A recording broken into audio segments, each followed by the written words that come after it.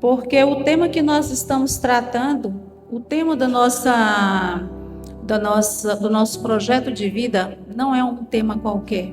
Não é um tema que se paga com dinheiro, não é um tema que se paga com tempo, é um tempo que a gente paga com o coração quebrantado, um coração contrito.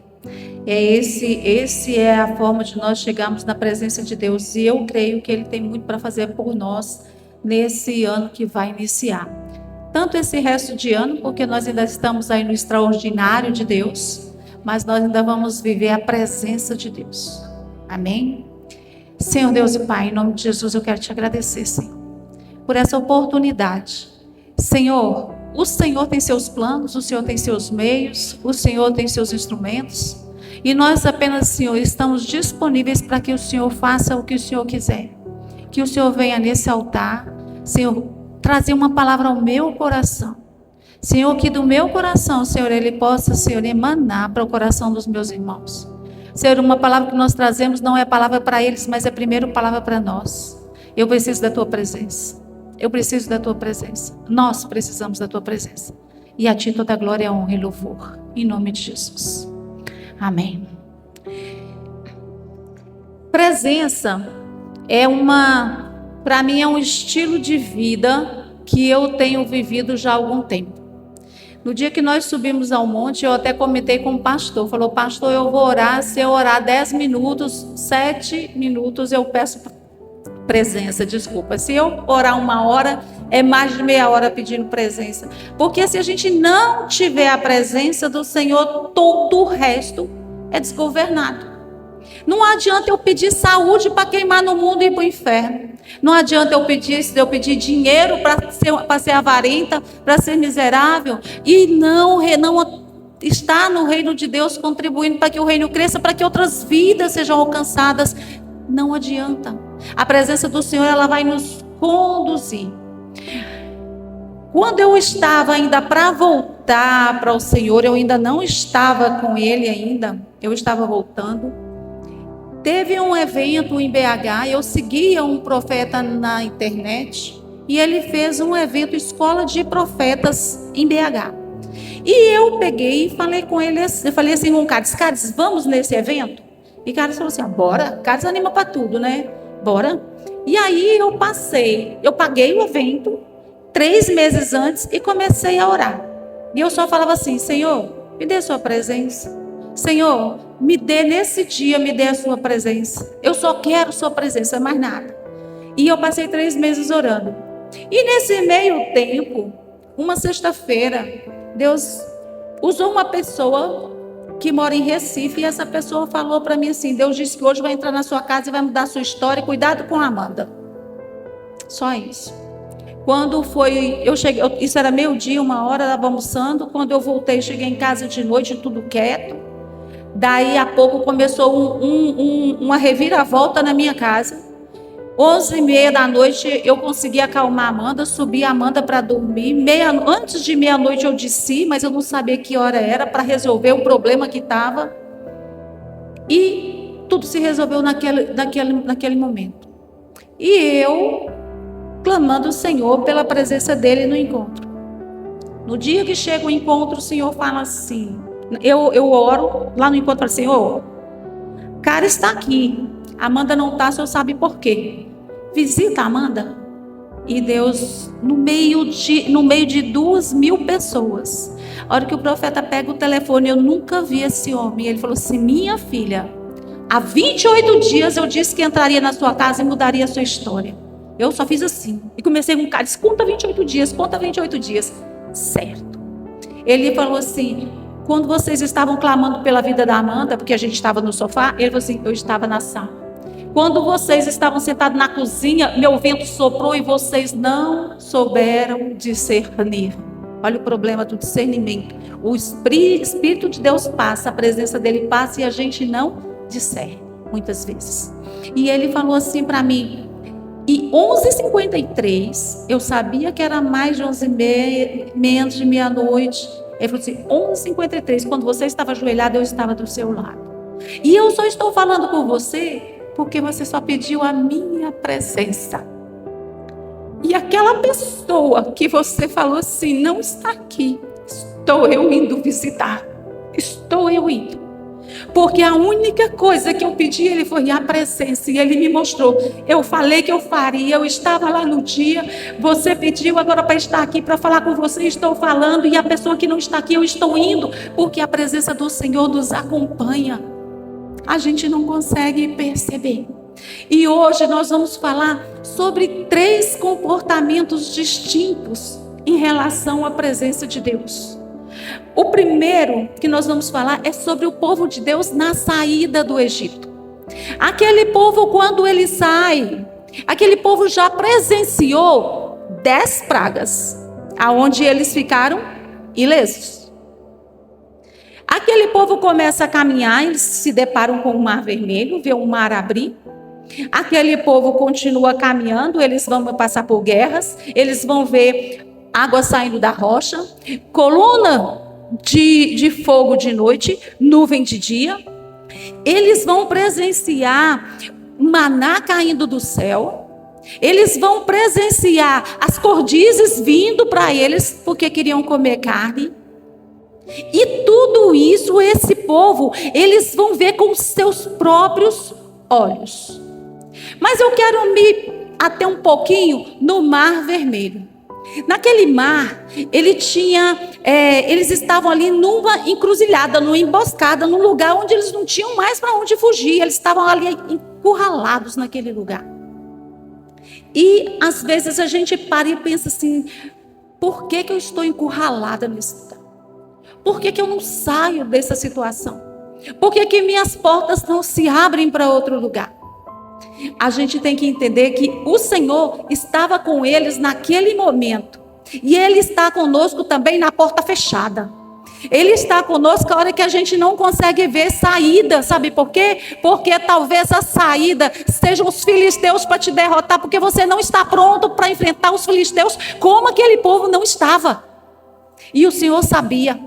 E o Senhor fala, eles não vão enfrentar porque talvez eles vão desistir. Talvez certas situações da nossa vida vai nos fazer desistir. O Senhor fala assim, não vem para o mar, porque o mar eu vou abrir.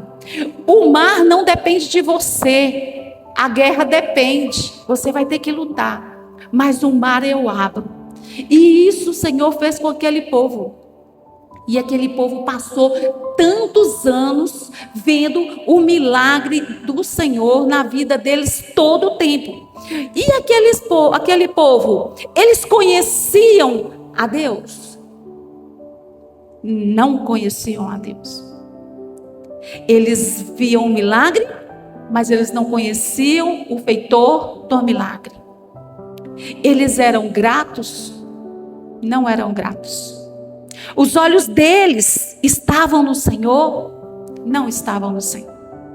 Os olhos daquele povo estavam aonde estavam em homens. Os olhos daquele povo estavam em Moisés. Porque o que o Moisés falava para fazer, eles fariam.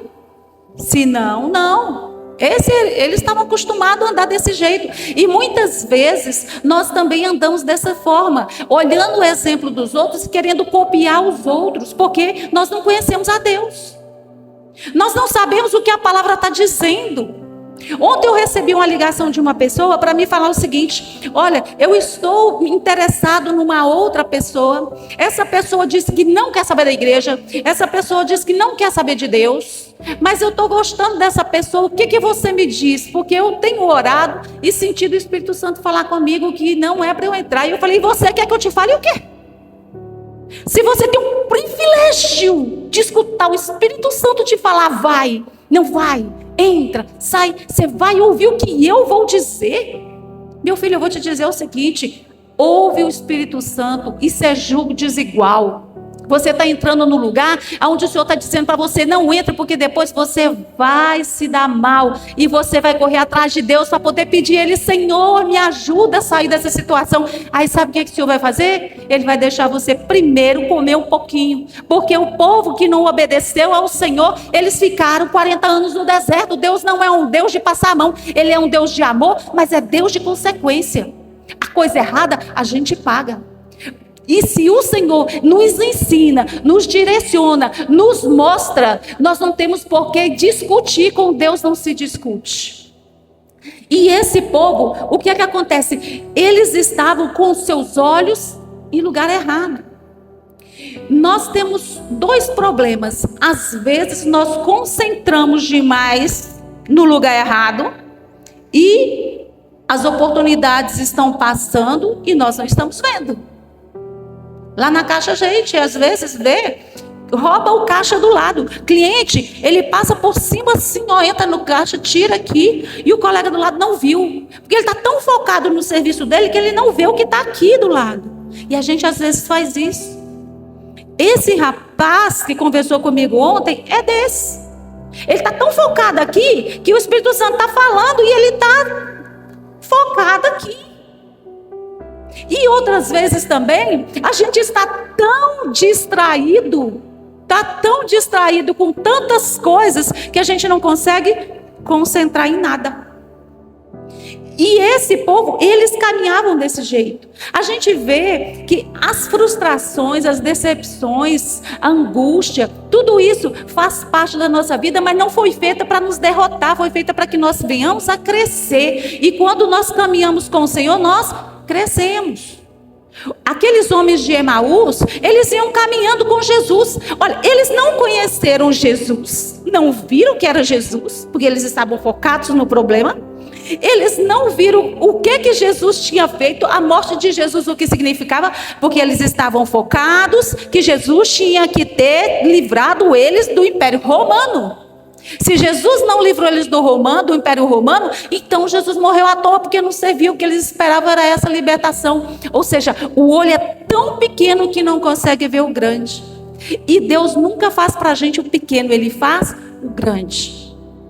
Sempre Ele vai nos levar para caminhar nesse lugar. E o que acontece com aquele povo? Eles começaram a ver Moisés. Eles não tinham olhos para o Senhor e falam assim, mas gente, é claro que eles viam Deus, não viam, porque Moisés sobe naquele monte, fica lá naquele monte muitos dias, e quando ele desce, o que tinha lá embaixo?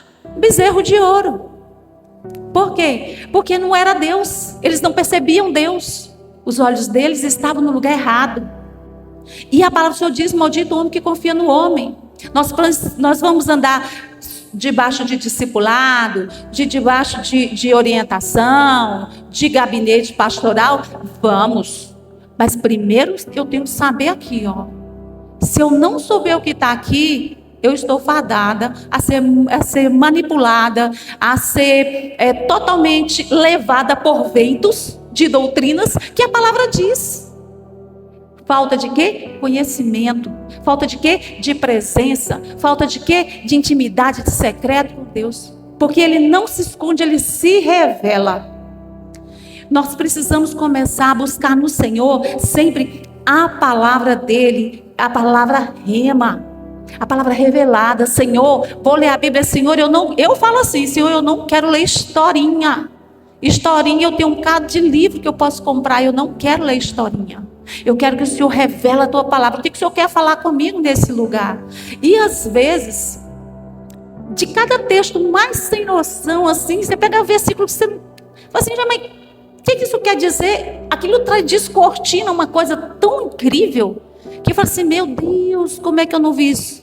Mas às vezes passa algum tempo, eu volto para ler, ele continua sendo sem sentido, porque ele teve um sentido naquela hora. Então, quando o Senhor traz uma revelação, um entendimento, anota, escreve, porque quando você lê de novo, você diz, eita, mas o Senhor me falou isso aqui. Às vezes ele está falando outra coisa, eita, esse aqui já complementou isso aqui. Por quê? Porque a gente tem que buscar a revelação do Senhor, que é a presença dele.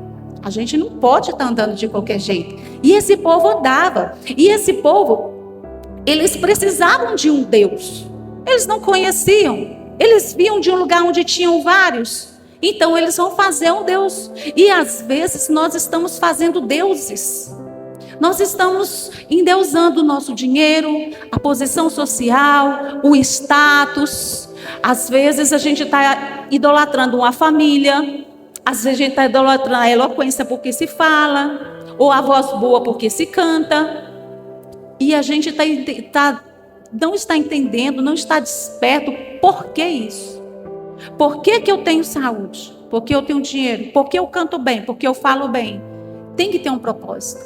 E o Senhor, Ele sabe o que colocou dentro de cada um. E Ele vai cobrar de cada um o que Ele colocou. E nós precisamos entender isso. E esse povo, eles eram desse jeito. Esse era um povo que viram os milagres de Deus, mas eles não conheciam a Deus. Eles não sabiam. E aí, nós vamos ver então o segundo comportamento. Esse é o comportamento de um povo que recebe milagre, mas não sabe quem faz o milagre. Ele recebe a bênção, porque é só o que interessa a ele receber bênçãos. Mas nós vemos também um outro comportamento. E esse aqui é muito interessante. Esse aqui agora a gente vai ver Moisés. Moisés é um homem que, comum, nada de diferente de ninguém. Muito pelo contrário, ainda era pior, porque era gago, não falava direito. E esse homem todo dia levava seu rebanho para o pasto. Todo dia trazia. Mas um dia ele vê uma coisa diferente. Ele vê uma sarça ardendo. Olha só, primeiro uma sarça que arde não se consome. O que ele fala? Eu vou ver o que é isso aqui. E a sarça ainda fala. A sarça fala. E ele, o que ele faz? Ele para ali. Quantas vezes o Senhor coloca sarças do nosso lado e a gente não percebe? Quantas vezes a gente escuta uma palavra que é um despertar e a gente não percebe que aquilo ali é uma sarça ardendo do Senhor na nossa vida e a gente não para. E Moisés ele para, e Moisés ele vai entregar tudo dele para aquela sarça. A primeira coisa que ele entrega é a visão. Ele vai ver. Segundo, ele entrega os ouvidos, ele vai ouvir. Terceiro, ele vai entregar a sua boca, porque ele vai falar. Seus pés, porque ele vai caminhar. Suas mãos, porque ele vai trabalhar. Os 5 sentidos que ele tem, ele vai entregar todos ao Senhor. Todo. Moisés ele se entrega totalmente para o Senhor. E nós precisamos ativar os nossos sentidos para distinguir a presença de Deus. Deus, ele fala de voz audível? Fala. Ele fala em sonhos? Fala. Fala em visão? Fala. Fala mandando recado? Fala. A gente precisa estar o quê? Desperto. A gente precisa entender que as sarças continuam ardendo. E nós precisamos ter o entendimento de Moisés para parar e ouvir.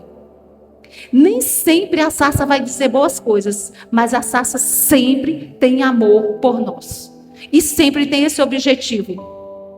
E quando nós vamos prestar atenção que Moisés chega ali, aquela sarça fala com ele o quê? Tira as sandálias dos pés, porque o lugar em que você está é a terra santa. Essa sarça fala comigo e fala com você em Romanos 8. Ele fala o quê? Aqueles que são dominados pela natureza humana, eles fazem as coisas que agradam a natureza humana. Aí ele fala assim, agora tira a natureza humana, porque se você é controlado pelo Espírito, você vai fazer as coisas que agradam o Espírito. Nós precisamos tirar as sandálias. Nós precisamos entender que na presença do Senhor, Ele é santo. E nós não podemos chegar como nós queremos. Chegar da forma que nós pensamos, mas nós precisamos tirar as sandálias. E as sandálias é tudo que nos arrasta para esse mundo. É tudo que a natureza humana quer fazer conosco. É tudo que ela quer fazer de nós. E ele conversa, ele tira aquela sandália, ele conversa e ele se sente incapaz para a missão que ele recebe. E às vezes você se sente. Se nós fizermos aqui, chamarmos aqui e falar assim, olha, quem aqui quer vir orar aqui na frente? Talvez a gente tenha mais de 90% que vai ficar sentado e não se arrisca. Por quê? Porque se sente incompetente, se sente imperfeito, se sente incompleto, não se sente capaz. Mas o Senhor, Ele te fez, Ele é oleiro e Ele te fez. E Ele sabe o que depositou dentro de você. E Ele depositou algo sim. Ele depositou algo sim. E o Senhor, Ele chama aquele homem e fala com ele, você vai. E se a gente parar para ver quantos improváveis nós temos, aqui na palavra do Senhor. A gente pega Gideão, um homem que estava escondido. Que coragem tinha aquele homem? Ele estava covardado, escondido. E ele vai só com 300. E destrói um exército que era como nuvem de gafanhoto. Ele acaba com tudo. Por quê? Porque ele era forte? Porque ele tinha força? Ele tinha presença. Ele tinha presença.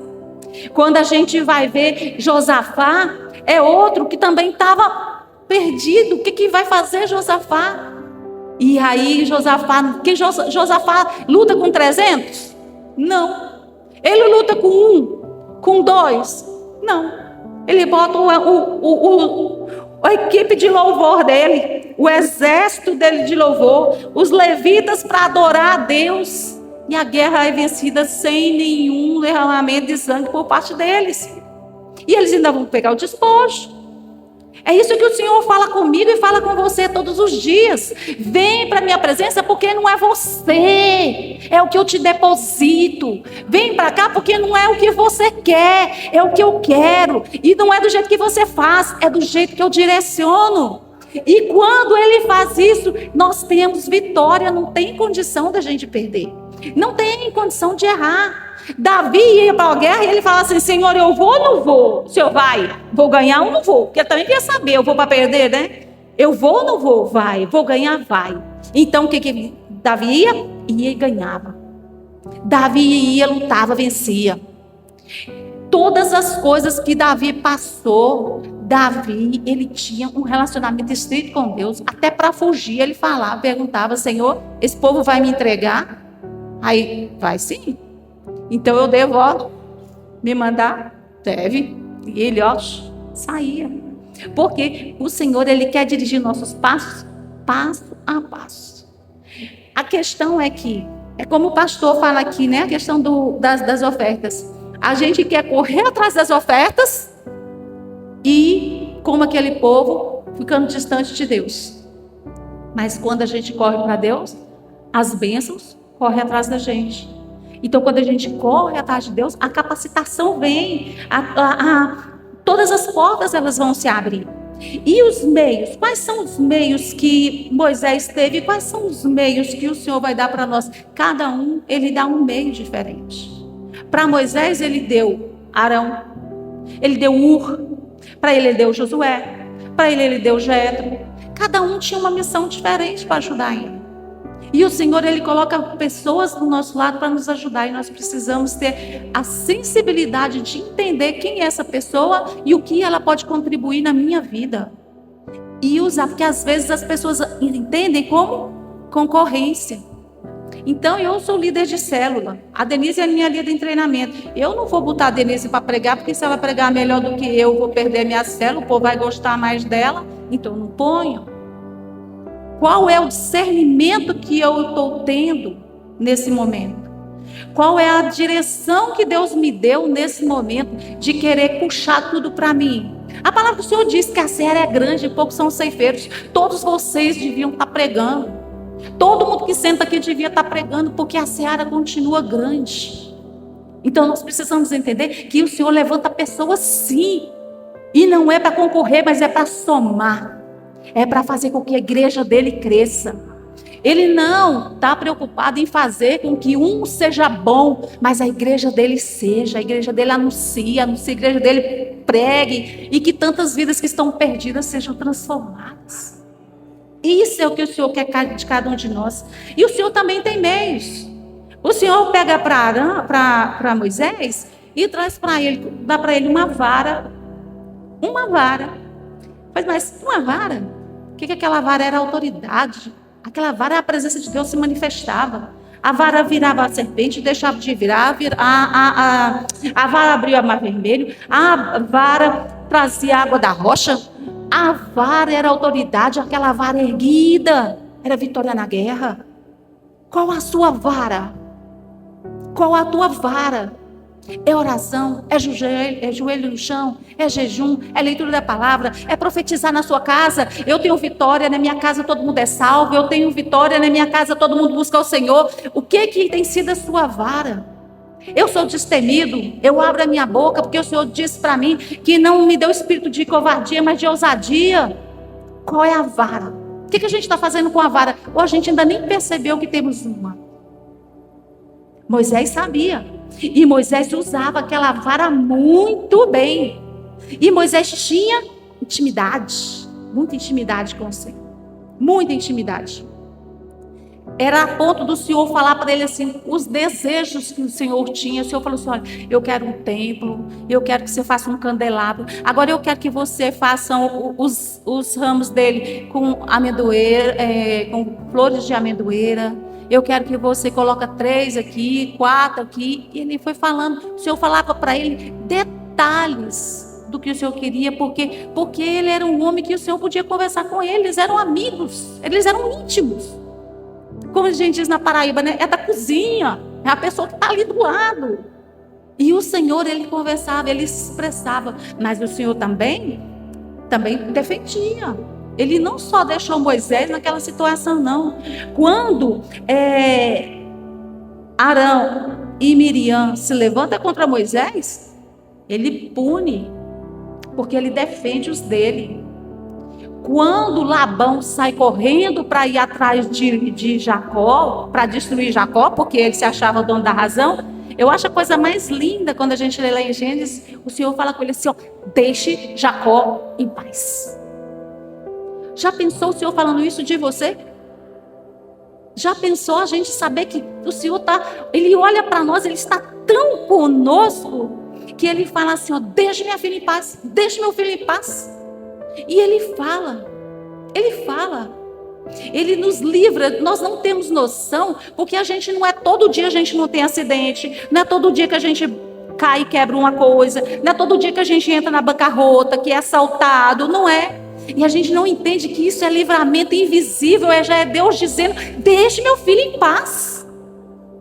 É presença do Senhor na nossa vida. Então esse homem, ele vai conseguir ver a glória de Deus. Olha a ousadia, ele chega para o Senhor e fala, Senhor, eu quero ver a tua face. Eu falo assim, meu filho, coitado, né? Coitado de você ver a minha face, você não suporta. Entra naquela fenda da rocha, se esconde ali que eu vou passar de costa.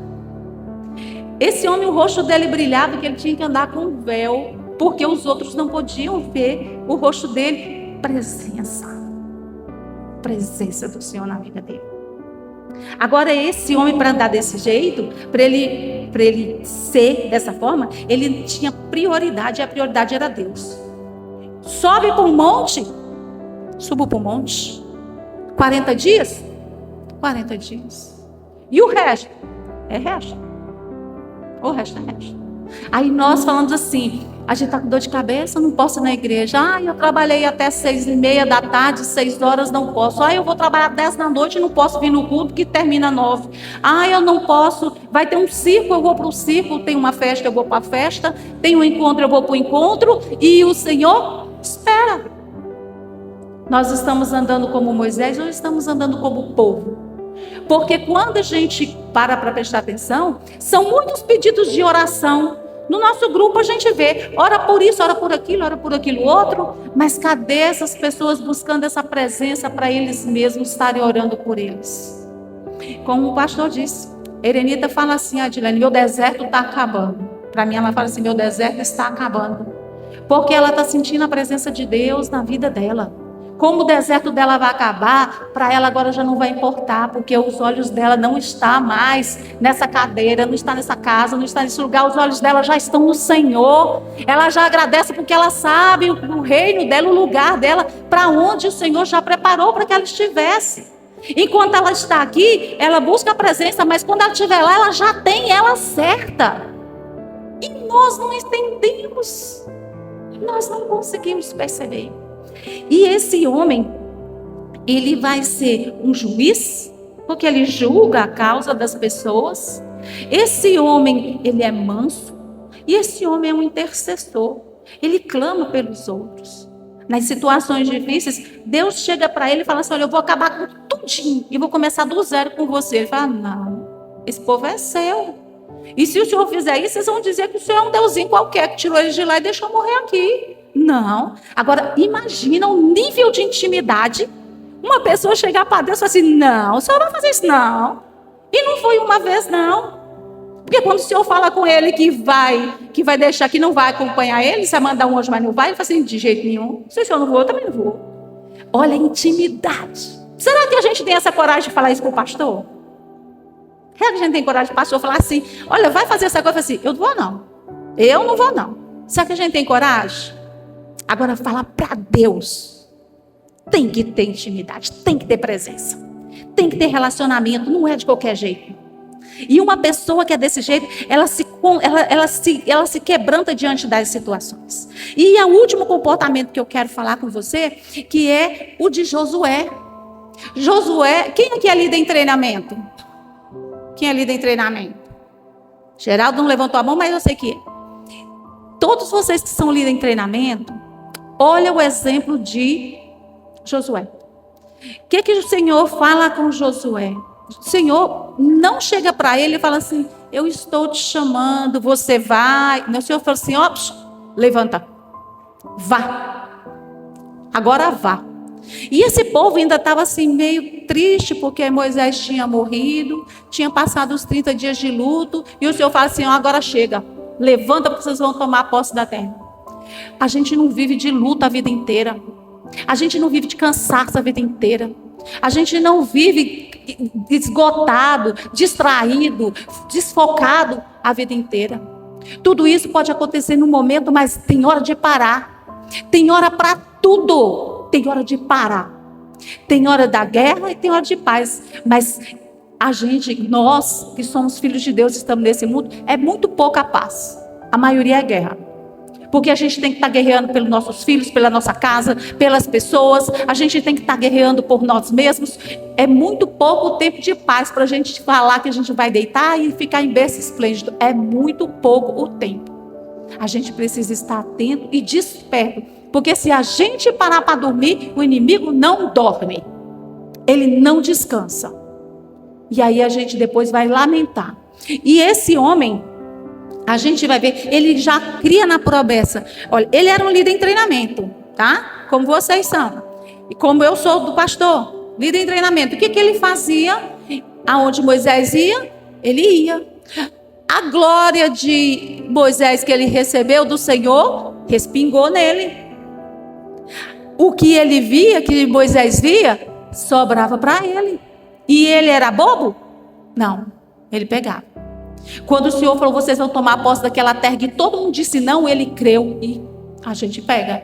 E o Senhor sabia muito bem quem era aquele homem, e sabia que naquele homem ele podia colocar aquele cargo, aquela função, dar a ele aquele trabalho, porque Deus sabia quem era ele. E Deus determina para ele a hora.